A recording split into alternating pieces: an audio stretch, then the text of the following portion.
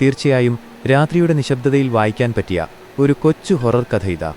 അവസാനത്തെ യാത്ര. മഴ പെയ്യാൻ വെമ്പി നിൽക്കുന്ന ഒരു രാത്രി.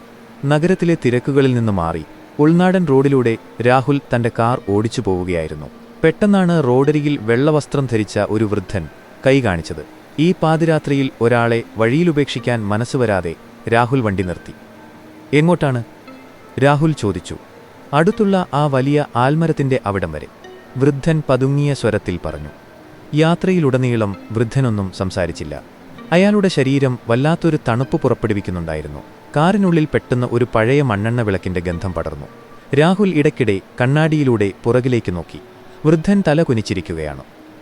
ദാ എത്തിപ്പോയി. ആൽമരത്തിനടുത്തെത്തിയപ്പോൾ രാഹുൽ പറഞ്ഞു. വൃദ്ധൻ വണ്ടിയിൽ നിന്നിറങ്ങി. നന്ദി പോലും പറയാതെ അയാൾ ഇരുട്ടിലേക്ക് നടന്നു നീങ്ങി. രാഹുൽ വണ്ടി മുന്നോട്ടെടുക്കാൻ തുടങ്ങിയപ്പോഴാണ് പിൻസീറ്റിൽ വൃദ്ധൻ മറന്നുവെച്ച ഒരു പഴയ തുകൽ ബാഗ് കണ്ടത്. അത് കൊടുക്കാനായി രാഹുൽ വണ്ടിയിൽ നിന്നിറങ്ങി ആൽമരത്തിനടുത്തേക്ക് ഓട്ടി. പക്ഷേ അവിടെ ആരുമുണ്ടായിരുന്നില്ല. ആൽമരത്തിന്റെ ചുവട്ടിൽ ഒരു പഴയ കുഴിമാടം മാത്രം. പേടിയോടെ തിരികെ നടക്കുമ്പോൾ രാഹുൽ ആ ബാഗ് ഒന്ന് തുറന്നു നോക്കി.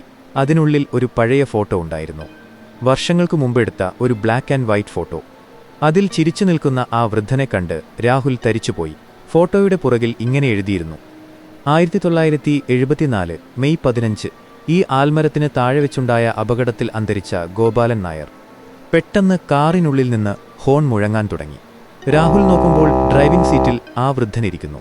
അയാൾ രാഹുലിനെ നോക്കി കൈവീശി കാണിച്ചുകൊണ്ട് പതുക്കെ പറഞ്ഞു: മോനെ, എന്റെ ബാഗ് തന്നേച്ച് വണ്ടിയിൽ കയറിക്കോ, നമുക്ക് പോകാം. ഭയന്ന് വിറച്ച രാഹുൽ പിന്നോട്ടാഞ്ഞു. കണ്ണടച്ചു തുറന്നപ്പോൾ അവിടെ ആരുമുണ്ടായിരുന്നില്ല. കാർ വിജനമായ റോഡിൽ നിശ്ചലമായി കിടക്കുന്നു. പക്ഷേ രാഹുലിന്റെ കയ്യിലിരുന്ന ബാഗ് അപ്രത്യക്ഷമായിരുന്നു. വണ്ടിയുടെ സീറ്റിൽ നനഞ്ഞ മണ്ണിന്റെ പാടുകൾ മാത്രം ബാക്കി.